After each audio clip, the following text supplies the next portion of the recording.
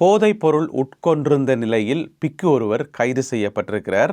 கைது செய்யப்பட்ட பிக்கு சாதாரண ஆள் இல்லை. அவருக்கு பின்னால் பெரிய கதையொன்று இருக்குது. எனவே இந்த காணொலியில் அது சம்பந்தமாக விரிவாக விளக்கமாக பார்க்க இருக்கின்றோம். அதே நேரம் அரசாங்கத்துக்கு சொந்தமான இன்னும் ஒரு பெருந்தொகை பணம் காணாமல் போயிட்டு என்று சொல்லி சமூக வலைத்தளங்களில் செய்திகள் பரவினது. இப்போ அரசாங்கம் அதுக்கு மறுப்பு தெரிவித்திருக்கிறது. அப்படியெல்லாம் ஒன்றுமில்லை, காசு பத்திரமா தான் இருக்குன்னு சொல்லி அந்த சம்பவம் தொடர்பாகவும் விரிவாக பார்க்கலாம். செம்மணியில் 3ஆம் கட்ட அகழ்வு பணிகள் இன்று ஆரம்பித்திருக்கின்றன. அது குறித்தும் பார்க்கலாம். இந்த செய்திகளுடன் மேலும் ஒரு சில செய்திகளும் தகவல்களும் இன்றைய காணொலியில் காத்திருக்கின்றன.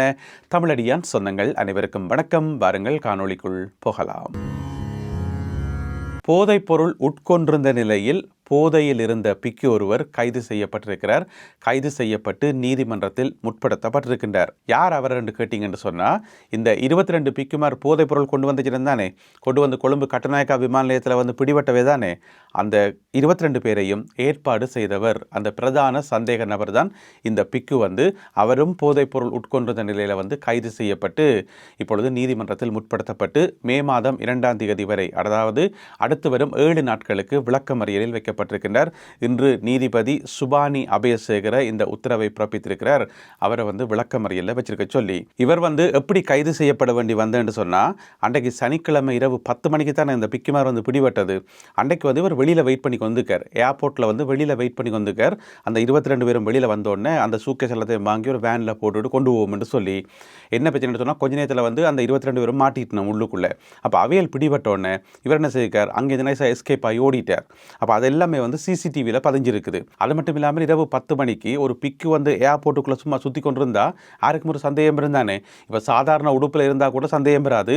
ஆனால் பிக்குமார் பிக்குமார்ட்ட அந்த உடுப்பில் இருந்தால், காவி உடுப்பில் இருந்தால் எவ்வளவு தூரத்தில் இருந்தாலும் தெரியும் தானே. அப்போ இரவு 10 மணிக்கு ஏர்போர்ட்டுக்கு வெளியில் ஒரு பிக்கு நின்று கொண்டு சும்மா அங்கேயும் இங்கேயும் மசந்தி கொண்டு தெரிஞ்சால் யாருக்கும் ஒரு சந்தேகம் பெறுமா வராதா? எனவே முதலே அவர் நோட் பண்ணி வைக்கப்பட்டிருப்பாருன்னு நினைக்கிறேன். அதுக்கப்புறம் இந்த சம்பவம் நடந்த பிறகு அவர் அங்கேருந்து எஸ்கேப் ஆகிருக்கிறார்.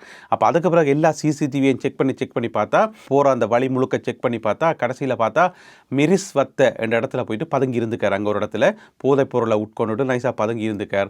போலீஸ் போயிட்டு ஒரே பிடியாக பிடிச்சி விசாரித்து பார்த்தா இவர் தான் இந்த பிரதான சந்தேக நபர். இந்த 22 பேருக்கும் காசு கொடுத்து, டிக்கெட் போட்டு கொடுத்து, அக்கமடேஷன் கொடுத்து, எல்லாம் கொடுத்து வழி அனுப்பி விட்டுட்டு போதைப் பொருளை கொண்டு வாங்கன்னு சொல்லி அரேஞ்ச் பண்ணின அந்த பிரதான சந்தேக நபரே இவர் தான். ஆரம்பத்தில் எப்படி சந்தேகம் இருந்ததுன்னு சொன்னால், ஆரோ பாதாள உலக குழுக்களோ அல்லது போதைப் பொருள் வியாபாரிகளோ பிக்குமாரை தங்களுடைய தேவைக்காக பயன்படுத்திட்டார்கள் என்று சொல்லி தான் சந்தேகம் வந்தது. இப்போ பார்த்தீங்கன்னு சொன்னால், அந்த போதைப் பொருள் வியாபாரியே ஒரு பிக்கு தானண்டா எப்படி இருக்குன்னு சொல்லுங்க பாப்போம். எனவே எல்லாரும் சேர்ந்து, இவர் தான் கடந்த காலத்திலையும் போன மாதமும் ஒரு குரூப் அனுப்பியிருந்தவராம், இனி வார மாதமும் ஒரு குரூப் அனுப்புறதுக்கு இருந்தவராம். இப்போ எல்லாம் சேர்த்து மொத்தமாக பிடிச்சாச்சு.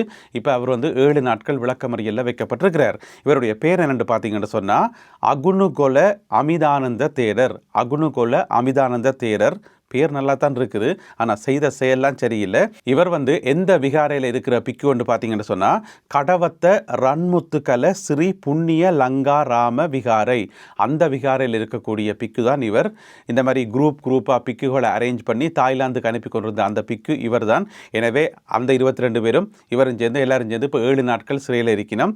இவர் என்ன செய்கிறாருன்னு சொன்னால், ஒரு வாட்ஸ்அப்பில் ஒரு குரூப் உருவாக்கி போட்டு, அந்த குரூப்பில் எல்லா பிக்குமாரையும் இணைச்சி போட்டு, அதுக்குள்ளால தான் ஒவ்வொரு தனித்தனியாக தொடர்பு கொண்டு இந்த மாதிரி ஆட்களை சேர்த்தாராம் என்று சொல்லப்படுகிறது. இதுக்கிடையில் பொதுமக்கள் பாதுகாப்பு அமைச்சர் ஆனந்த விஜயபால அவர்கள் ஒரு முக்கியமான கருத்தொன்றை சொல்லியிருக்கார்.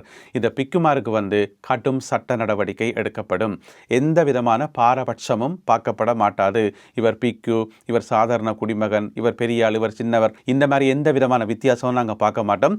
கடும் நடவடிக்கை எடுக்கப்படும். அவர்கள் செய்த குற்றங்களுக்கு அவர்களுக்கு தண்டனை வழங்கப்படும் என்று சொல்லி பொதுமக்கள் பாதுகாப்பு அமைச்சர் ஆனந்த விஜயபால அவர்கள் சொல்லியிருக்கிறார். இதை நாங்கள் நம்பலாம். ஏன்னு சொன்னால், இதுக்கு 2 உதாரணம் இருக்குது. இவர்களுக்கு முதல் 2 உதாரணம் இருக்குது. இதுவே இப்போ கடந்த காலங்களாக இருந்தால், முந்தின அரசாங்கங்களாக இருந்தால் நம்பவே முடியாது. நீதி நியாயமாக விசாரணை நடக்கும் என்று சொல்லி நம்பவே முடியாது. சும்மா கைது செய்து ஒரு பக்கத்தால் அவனுடைய உள்ளுக்குள்ளே போட்டு மற்ற பக்கத்தால் வெளியில் வந்துருவீனம். ஆனால் இப்போ கிட்டடியில் நடந்த 2 சம்பவங்களால் அந்த நம்பிக்கை இருக்குது.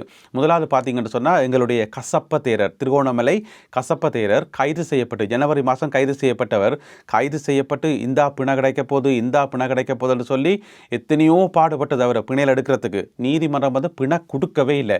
ஒரு மாதம், கிட்டத்தட்ட ஒரு மாதம் ஜெயிலுக்குள்ளே இருந்து, அதுக்குள்ளே வந்து ஜெயிலுக்குள்ளே உண்ணாவிரதம் எல்லாம் இருந்தவர். ஜெயில் சாப்பாடு சரியில்லை, எனக்கு வந்து பிரார்த்தனை செய்கிறதுக்கு ஒரு ஏற்பாடு செய்து தெரியல, என்ன போட்டு படாத பாடுபடுத்தினம், நிலத்தில் படுக்க வச்சிருக்கிறோம்னு சொல்லி இன்னும் சொல்லி ஒரு நாள் வந்து உண்ணாவிரத போராட்டம் நடத்தினவர். ஒரு சனிக்கிழமை வந்து காலையிலேருந்து பின்னேரம் வரைக்கும் சாப்பிடவே மாட்டேன்னு சொல்லி உண்ணாவிரத போராட்டம் எல்லாம் நடத்தி என்னவெல்லாம் செய்து பார்த்தார். பிணை கொடுக்கவே இல்லை. ஒரு மாதம் உள்ளுக்க இருக்கணும்னு சொன்னால் இருந்துதான் ஆகணும்னு சொல்லி நீதிமன்றம் வந்து ஒரே பிடியா நின்றது. அதுக்கு பிறகு ஒரு மாதம் கழித்து தான் வெளியில் வந்தவர் கசப்பா தேரர். அந்த ஒரு மாதமும் வந்து சிறைச்சாலை வந்து அவருக்கு பயங்கர கசப்பாக இருந்திருக்கும். அதுக்கு ஒன்றும் செய்யலாது. பிளவிட்டா தண்டனை அனுபவிக்க தான் வேணும். போலீஸ்காரருக்கு வந்து கண்ணத்தை பற்றி அடித்தா பின்ன சும்மா விடுவினமா? அது ஒரு பக்கம், அது ஒரு உதாரணம். அதாவது வந்து நீதி வந்து சரியாக இருக்குன்றதுக்கு அது ஒரு உதாரணம். அடுத்தது 2வது ஆள் யாருன்னு பார்த்தீங்கன்னு சொன்னால் அம்பிட்டிய சுமண தேரர். அவர் என்ன சொன்னவர்? தென்பகுதியில் இருக்கக்கூடிய தமிழாக்கள் எல்லாரையும் வந்து வெட்டோணும் என்று சொன்னவர் தானே. சொன்னது எப்பயோ 2-3 வருஷத்துக்கு முதல். அப்பயே வந்து வழக்கு போடப்பட்டது. அப்போ ரணில் விக்ரமசிங்க காலத்தில் வந்து வழக்கு போடப்பட்டது. அந்த வழக்கு தூக்கி ஒரு ஓரமாக போட்டு பேசாமல் இருந்தது எல்லாரும். அவருக்கு எந்த விதமான நடவடிக்கையும் எடுக்கல. அதுக்கப்புறம் இந்த ஆட்சி வந்த அப்புறம் தான் அந்த ஃபைலை தோண்டி எடுத்து திருப்பி வழக்கு போட்டு திருப்பி அவரை கைது செய்து இப்போ நடவடிக்கைகள் போய்கொண்டிருக்குது. அந்த வழக்கு விசாரணை வந்து போய்கொண்டிருக்குது. தமிழர்களை வந்து வெட்டோணும் என்று சொன்னதுக்காக. எனவே இந்த 2 பிக்குமார் மேலேயும் எடுக்கப்பட்ட அந்த கடும் நடவடிக்கை வந்து ஒரு நம்பிக்கையை உருவாக்கி இருக்கிறது. இந்த 22 பிக்குமார் மற்றது அந்த ஏற்பாட்டாளர் இன்னும் ஒரு ஆள் 23 பேருக்கு எதிராக கடும் நடவடிக்கை எடுக்கப்படும் என்று சொல்லி, எனவே இந்த 7 நாட்கள் தான் இப்போ ரிமாண்டில் வைக்கப்பட்டிருக்குது. அது 7 நாட்களுக்கு பிறகு பிணை கிடைக்குமான்னு சொன்னால் கடைசி வரைக்கும் கிடைக்காது. அது வந்து தொடர்ந்து நீடிக்கப்படும். 3 மாதம் 6 மாதம் என்று சொல்லி நீடிக்கப்படும் என்று நினைக்கிறேன். எனவே காத்திருந்து பார்ப்போம். இந்த சந்தர்ப்பத்தில் இன்னும் ஒரு வரலாற்று சம்பவம் உண்டை ஞாபகப்படுத்தணும். நல்லா யோசிச்சு பார்த்தோம்னு சொன்னால் 1948ஆம் ஆண்டுக்கு பிறகு இலங்கை சுதந்திரமடைஞ்ச பிறகு இலங்கையில் இடம்பெற்ற முதலாவது அரசியல் படுகொலை என்று சொன்னால் 1959ஆம் ஆண்டில் நடந்த SWRD பண்டாரநாயக்க அப்போதைய பிரதமர் அவருடைய படுகொலை சம்பவம் தானே. அதாவது இலங்கையினுடைய அந்த நவீன வரலாற்றில் இடம்பெற்ற முதலாவது அரசியல் படுகொலை. அதுக்கு முதல் நிறைய போராட்டங்கள் நடந்து அதில் வன்முறை பிரயோகிக்கப்பட்டு பொதுமக்கள் கொல்லப்பட்டது. ஹர்த்தால் போராட்டமாக இருக்கலாம் 1953ஆம் ஆண்டு, பிறகு 56ஆம் ஆண்டில் சிங்கள மொழி சட்டம் அந்த போராட்டமாக இருக்கலாம், எல்லாம் பொதுமக்கள் கொல்லப்பட்டது. ஆனால் இலங்கையில் இடம்பெற்ற முதலாவது அரசியல் படுகொலை வந்து பண்டாரநாயக்க அந்த படுகொலை தானே. அதை செய்ததே ஒரு பிக்கு தானே. அவருடைய பேர் வந்து சோமராம தேரர், தல்துவ சோமராம தேரர். அவரால் ஆரம்பித்து வைக்கப்பட்டதான் இந்த எல்லாமே. அண்டையிலேருந்து இண்ட வரைக்கும் பார்த்தீங்கன்னு சொன்னால் பிக்குமார்னு சொன்னாலே ஒரு மாதிரி சந்தேகமாக தான் பார்க்க வேண்டி கிடக்குது. என்னென்ன செய்யணுமோன்னு சொல்லி. எனவே இலங்கையில் வந்து பிக்குமார் திருந்தினாத்தான் நாடு திருந்தும். தானே. இலங்கை அரசாங்கத்திடமிருந்து இன்னும் ஒரு பெருந்தொகையான நிதி வந்து காணாமல் போயிட்டுது. அது வந்து ஹேக் பண்ணப்பட்டுன்னு சொல்லி சமூக வலைத்தளங்களில் ஒரே செய்தி பார்த்தா திரும்ப இந்த செய்தி வந்து சுற்றி கொண்டே இருக்குது. என்ன செய்தி என்று பார்த்தீங்கன்னு சொன்னால், கிட்டல வந்து டித்வா புயல் வந்தது தானே. அதுக்கு வந்து ரீபில்டிங் ஸ்ரீலங்கா நிதியம் என்று சொல்லி ஒரு நிதியம் ஒன்று ஆரம்பிக்கப்பட்டு அதில் நிறைய பேர் வந்து காசெல்லாம் கொடுத்து நிறைய கம்பெனிகள் உள்நாட்டில் வெளிநாட்டில் இருந்து நிறைய காசு கொடுத்து அதில் வந்து கிட்டத்தட்ட 9,583 மில்லியன் ரூபாய் காசு இருக்காம். 9,583 மில்லியன் ரூபாய். அது வந்து பார்த்தீங்கன்னு சொன்னால் 49 நாடுகளிலிருந்து வெளிநாடுகளிலிருந்து இலங்கையர்களும் மற்ற ஆக்களும் நிறுவனங்களும் கொடுத்த காசு என்று சொல்லி இவ்வளோ காசு சேர்த்து வைக்கப்பட்டிருக்கிறது. அந்த காசு அவளாம் வந்து ஹேக் பண்ணப்பட்டுட்டுது என்று சொல்லி அது செய்தி உண்மை இல்லை. சமூக வலைத்தளங்கள்லாம் பரப்பி கடைசியாக வந்து அரசாங்கமே அதுக்கு விளக்கம் கொடுக்க வேண்டியதாக போயிட்டுது. யார் அந்த விளக்கத்தை சொல்லிக்கிறேன்னு பார்த்தீங்கன்னு சொன்னால் நிதி திட்டமிடல் பிரதி அமைச்சர் அனில் ஜெயந்த அவர்கள் வந்து சொல்லியிருக்கார். அந்த காசு பத்திரமா தான் இருக்குது. அதாவது ரீபில்டிங் ஸ்ரீலங்கா நிதியம் காசு வந்து பத்திரமா தான் இருக்குது, ஒட்டு பிரச்சனையுமே இல்லை. இந்த பொய்யான செய்திகளை வந்து நம்ப வேண்டான்னு சொல்லி என்னென்னு சொன்னால் கிட்டல 2.5 மில்லியன் அமெரிக்க டாலர்ஸ் வந்து காணாமல் போனது தானே. அது வந்து ஆஸ்திரேலியாவுக்கு கொடுக்க வேண்டிய காசு. அந்த ஒரு சம்பவம் வந்தோடனே இருக்கிற எல்லா காசும் காணாமல் போயிட்டுன்னு சொல்லி சமூக வலைத்தளங்கள் ஒரே செய்தி. எனவே பிரதி அமைச்சர் வந்து அதற்கு மறுப்பு தெரிவித்திருக்கின்றார். அந்த காசு வந்து பத்திரமாக இருக்கிறது என்று சொல்லியிருக்கின்றார். செம்மணி மயானத்தில் இன்று 3ஆம் கட்ட அகழ்வு பணிகள் ஆரம்பித்திருந்தன. இன்று திங்கட்கிழமை அந்த பணிகள் ஆரம்பித்திருந்தன. உங்களுக்கு தெரியும், ஏற்கனவே 3ஆம் கட்ட பணிகளுக்காக நிதி ஒதுக்கப்பட்டு காலநிலை காரணமாக கடும் மழை பொழிவு தண்ணி தேங்கி நின்றதன் காரணமாக அந்த பணிகள் வந்து ஒத்தி வைக்கப்பட்டிருந்தன. பல சந்தர்ப்பங்களில் வந்து ஆய்வுகள் மேற்கொள்ளப்பட்டு நீதிபதி தலைமையில் வந்து ஆய்வுகள் மேற்கொள்ளப்பட்டு இப்போ பொருத்தமில்லை என்று சொல்லி ஒத்தி வைக்கப்பட்டது. பிறகு இன்றைக்கு வந்து அது ஆரம்பிக்கப்பட்டிருக்கிறது. ஏற்கனவே 2 கட்டமாக 1ஆம் கட்டம் 2ஆம் கட்டம் என்று சொல்லி 2 கட்டமாக ஆய்வு ஆய்வு பணிகள் மேற்கொள்ளப்பட்டது.